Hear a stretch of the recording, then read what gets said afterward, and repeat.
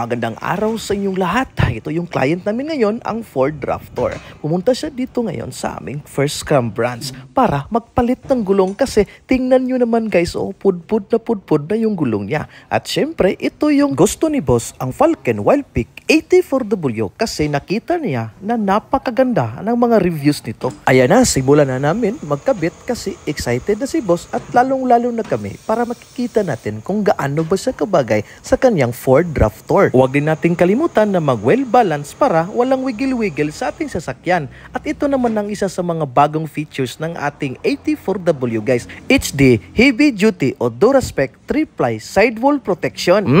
Ayan na guys, tingnan nyo, napakaganda. Wow, tingnan nyo guys. Bagay na bagay yan sa Ford Raptor. Kaya ikaw guys, ano pang hinihintay mo dyan? Pumunta ka na dito sa JMR. Ulala.